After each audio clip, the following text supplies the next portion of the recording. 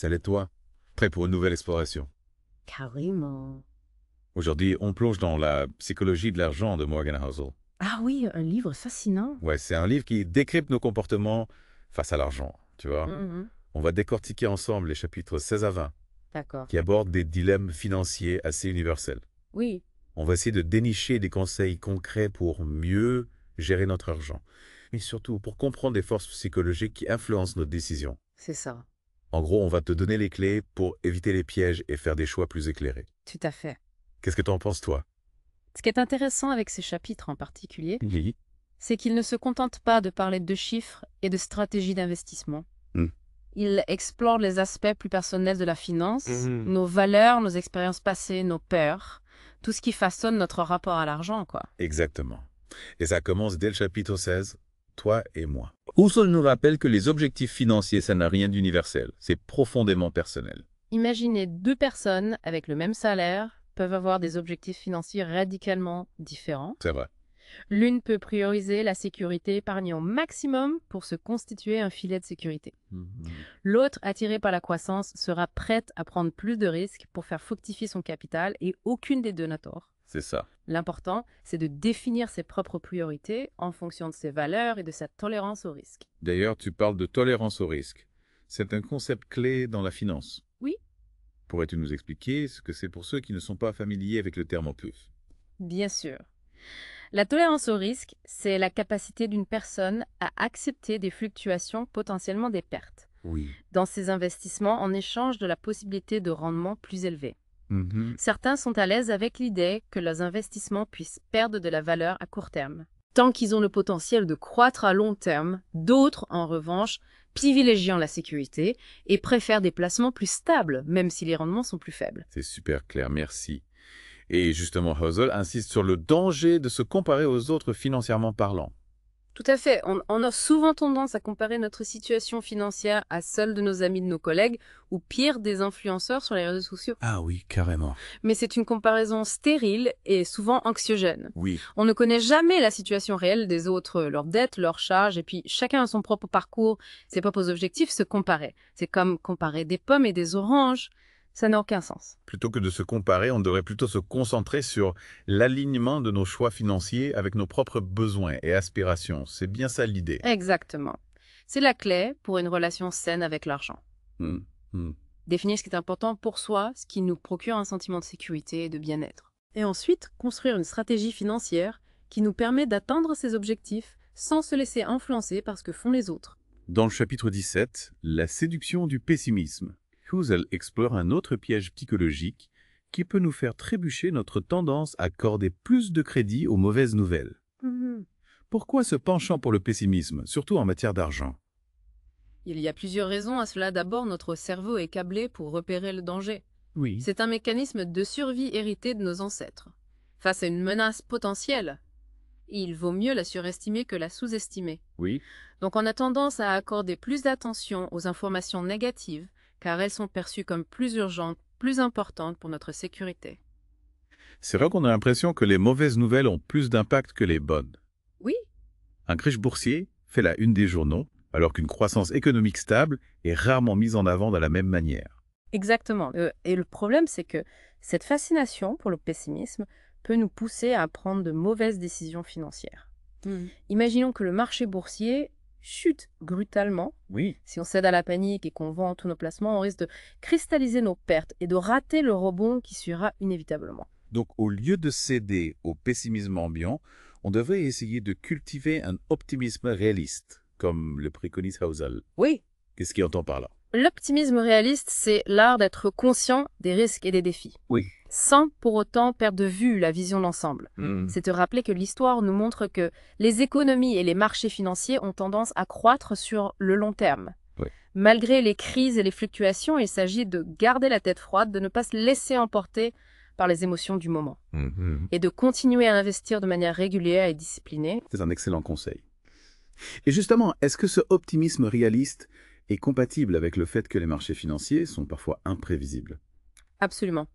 L'optimisme réaliste ne signifie pas ignorer les risques ou faire comme si tout allait toujours bien se passer, au contraire. D'accord. Il s'agit de reconnaître que l'avenir est incertain, que des événements imprévus peuvent survenir, mais de garder confiance dans la capacité des marchés à rebondir sur le long terme. Hmm. Il s'agit de se préparer mentalement aux fluctuations et d'avoir une stratégie d'investissement solide qui puisse résister aux tempêtes. Plutôt que de se laisser paralyser par la peur, on devrait utiliser cette énergie pour se préparer et se protéger. C'est bien ça l'idée. Exactement. La peur peut être un moteur d'action au lieu de la refouler. Il est plus constructif de l'utiliser pour mettre en place des mesures de protection. Oui. Comme diversifier ses investissements, se constituer une réserve d'urgence ou encore se former pour mieux comprendre les mécanismes des marchés financiers. Et ça nous amène au chapitre 18, quand tu croiras à n'importe quoi, qui explore l'influence de nos croyances sur nos décisions financières. On a tous des idées préconçues sur l'argent, des choses qu'on a apprises en famille, des expériences qui nous ont marquées. Tout à fait. Et le problème, c'est que ces croyances, même si elles sont profondément ancrées en tant que prêcheurs, nous ne sont pas toujours fondées. Elles peuvent même nous induire en erreur et nous empêcher de prendre des décisions rationnelles. Par exemple, quelqu'un qui a grandi pendant une période d'inflation galopante peut développer une aversion irrationnelle pour l'inflation, même des décennies plus tard. C'est fascinant de voir comment notre passé peut dicter notre présent financier sans qu'on en soit forcément conscient. Est-ce qu'on pourrait dire que ces croyances agissent comme des filtres qui déforment notre perception de la réalité? Absolument. Ces croyances agissent comme des biais cognitifs qui nous empêchent de voir les choses objectivement. D'accord. Elles nous font interpréter les informations à travers le prisme de nos expériences passées, ce qui peut nous amener à prendre des décisions qui ne sont pas dans notre intérêt.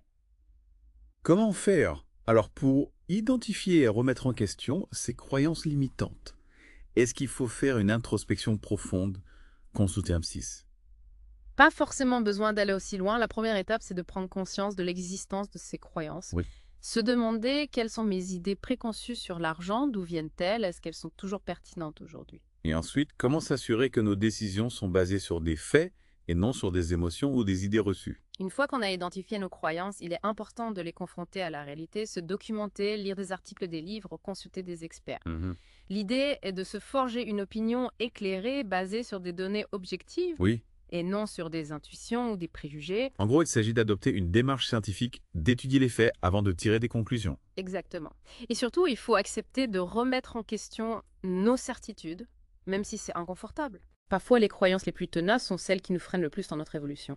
C'est un excellent conseil. Et ça nous amène au chapitre 19, Tous ensemble maintenant. Ah oui? On dirait un titre de chanson. C'est parce que ce chapitre parle de collaboration, d'harmonie. Husserl nous rappelle que la réussite financière, ce n'est pas le résultat d'un seul élément magique, d'une formule secrète. Oui. C'est un ensemble de facteurs qui travaillent de concert. On parle de quoi concrètement? Quels sont ces ingrédients secrets de la réussite financière? La chance, bien sûr, on ne va pas se mentir, être au bon endroit au bon moment, ça joue un rôle. Mais la chance ne fait pas tout. C'est ça. Il faut aussi de la patience, de la discipline, de la constance dans nos décisions. On pourrait dire que c'est un peu comme un orchestre. Chaque instrument a son rôle à jouer pour créer une symphonie harmonieuse. Exactement. Et si on se focalise uniquement sur un seul aspect, comme maximiser les rendements à tout prix, on risque de négliger d'autres éléments essentiels comme la gestion du risque ou l'importance de la diversification. En somme, il faut avoir une vision globale de ses finances et ne pas se laisser aveugler par la recherche du profit immédiat. Tout à fait. Il est important de comprendre que la réussite financière est un marathon, pas un sprint.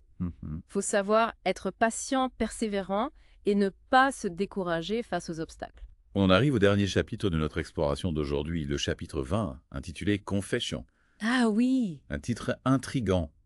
On dirait qu'Husserl va nous livrer ses secrets les plus intimes. C'est un peu ça dans ce chapitre. Husserl se livre avec beaucoup d'honnêteté. Il partage ses propres réflexions sur son parcours financier avec ses erreurs, ses doutes et ses apprentissages. J'aime beaucoup cette approche authentique. Ça nous montre que même les experts font des erreurs et que c'est normal de ne pas tout savoir. Exactement. Et sa principale leçon, c'est qu'il n'y a pas de bonne façon de gérer son argent.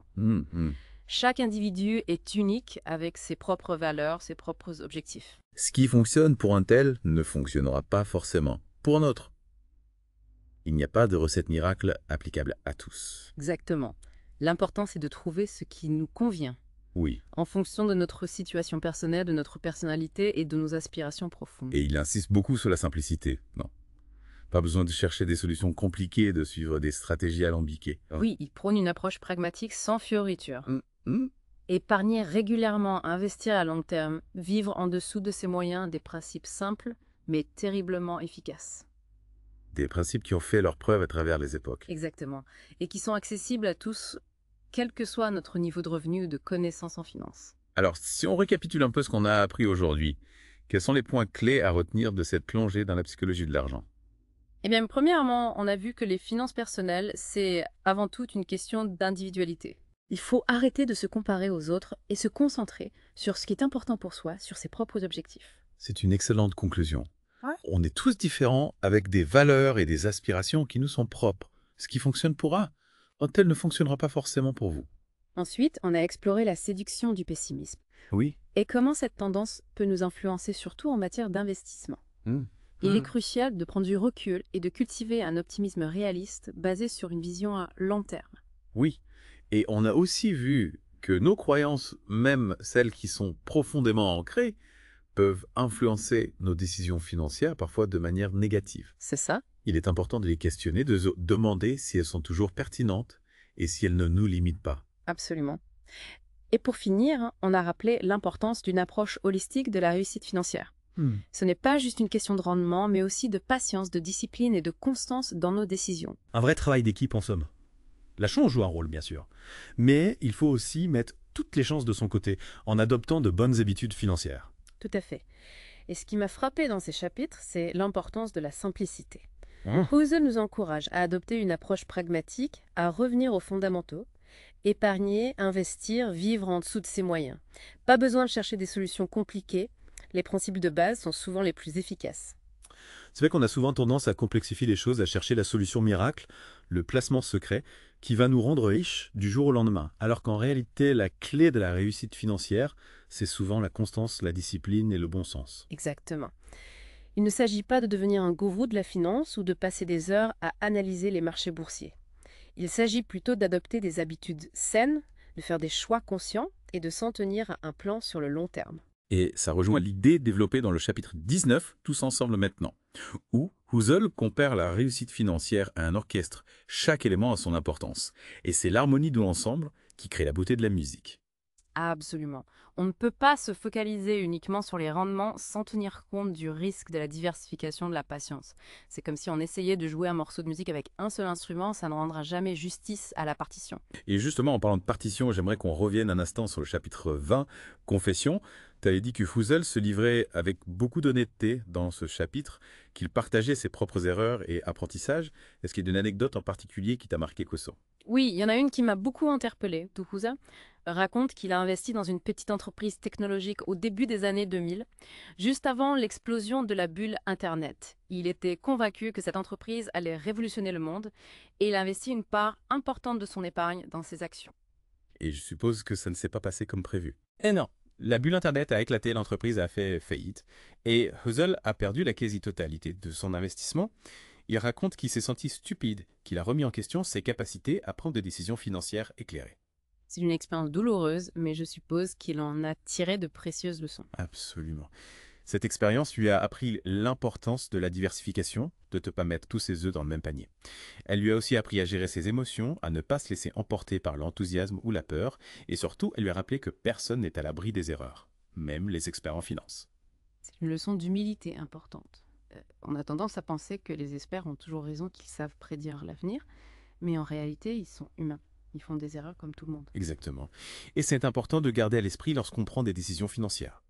Il ne faut pas hésiter à se remettre en question, à demander conseil, à se documenter. Et surtout, il faut accepter que l'on ne peut pas tout contrôler, que l'avenir est incertain et qu'il faut savoir s'adapter aux circonstances. En somme, il faut être humble, prudent et ne jamais cesser d'apprendre. C'est un excellent conseil. Et si on terminait cette plongée dans la psychologie de l'argent en invitant nos auditeurs à réfléchir à leurs propres croyances et habitudes financières chez... Excellente idée. Je vous invite à vous poser les questions suivantes. Quelle est la croyance financière la plus profondément ancrée en moi? D'où vient-elle? Est-elle toujours pertinente aujourd'hui? Et surtout, est-ce qu'elle me sert ou est-ce qu'elle me limite? Et en complément, je vous invite à identifier une petite habitude financière que vous pourriez changer dès aujourd'hui, un petit pas qui vous permettra de vous rapprocher de vos objectifs financiers. Par exemple, vous pourriez décider de mettre en place un virement automatique vers votre compte épargne chaque mois ou encore de réduire vos dépenses impulsives en vous fixant un budget pour vos loisirs. L'important, c'est de commencer par une action concrète, même petite, et de la répéter de manière régulière. C'est la clé pour créer de nouvelles habitudes et transformer sa relation à l'argent. Et n'oubliez pas que vous n'êtes pas seul dans cette aventure. Il existe de nombreuses ressources disponibles pour vous aider à mieux gérer vos finances, que ce soit des livres, des articles, des podcasts ou encore des conseillers financiers. N'hésitez pas à vous entourer de personnes compétentes et bienveillantes qui pourront vous guider et vous soutenir dans votre parcours. Et surtout, n'oubliez pas que l'argent est un outil au service de vos projets et de votre bien-être. Ne le laissez pas vous contrôler, mais utilisez-le pour construire la vie que vous souhaitez. C'est une belle conclusion. On espère que cette plongée dans la psychologie de l'argent vous aura inspiré et vous aura donné des pistes pour mieux gérer vos finances, mais surtout pour mieux comprendre vos motivations et vos aspirations profondes. Merci de nous avoir écoutés et à bientôt pour une nouvelle exploration. Ophir? Et voilà, on arrive déjà à la fin de notre exploration de la psychologie de l'argent. Déjà? J'espère que ce voyage au cœur de nos comportements financiers t'a plu. Ah oui, beaucoup. On a couvert beaucoup de terrain aujourd'hui, des pièges de la comparaison sereine du pessimisme, en passant par l'influence de nos croyances et la quête d'une harmonie financière. C'est vrai, on en a parlé. C'est vrai qu'on a balayé pas mal de thèmes, mais si tu devais retenir une seule chose de ces chapitres, ce serait quoi? Quel message voudrais-tu que nos auditeurs emportent avec eux? Je dirais que le message principal, c'est de se réapproprier sa relation à l'argent, arrêter de le subir, de le craindre ou de le vénérer et comprendre qu'il est un outil, un moyen de réaliser nos projets, nos aspirations. En somme, il faut dompter la bête financière, plutôt que de se laisser dévorer par elle. Exactement. Et pour ça, il faut commencer par se connaître soi-même, identifier ses valeurs, ses priorités, ses aspirations profondes. Qu'est-ce qui est important pour moi? Qu'est-ce qui me procure un sentiment de sécurité, de bonheur, d'accomplissement? Une fois qu'on a défini ce qui compte vraiment pour nous, on peut construire une stratégie financière qui nous permettra d'atteindre ces objectifs. Tout à fait. Et cette stratégie n'a pas besoin d'être compliquée, comme on l'a vu avec Ousselet. Les principes de base sont souvent les plus efficaces: épargner régulièrement, investir à long terme, vivre en dessous de ses moyens. Des principes simples, mais qui demandent de la discipline et de la constance. C'est vrai, mais c'est un investissement qui en vaut la peine. Car en fin de compte, la liberté financière, ce n'est pas seulement une question d'argent, c'est une question de choix.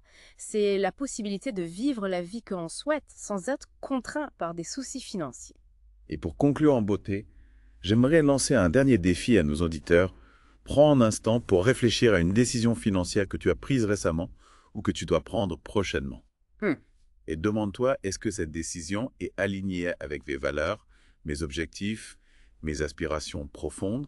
Est-ce qu'elle me rapproche de la vie que je souhaite? Oui. Si la réponse est oui, félicitations, tu es sur la bonne voie. Et si la réponse est non, ne t'en fais pas. C'est l'occasion de te réajuster, de rectifier le tir. L'important, c'est de prendre conscience de ses choix et de s'assurer qu'ils nous mènent dans la bonne direction. Merci de nous avoir suivis dans cette exploration de la psychologie de l'argent. On espère t'avoir donné des clés pour mieux comprendre tes comportements financiers et pour prendre des décisions plus éclairées. Et surtout, n'oublie pas que l'argent est un outil, un moyen, pas une fin en soi. Utilise-le à bon escient pour construire la vie dont tu rêves. À bientôt pour une nouvelle plongée dans les profondeurs du savoir.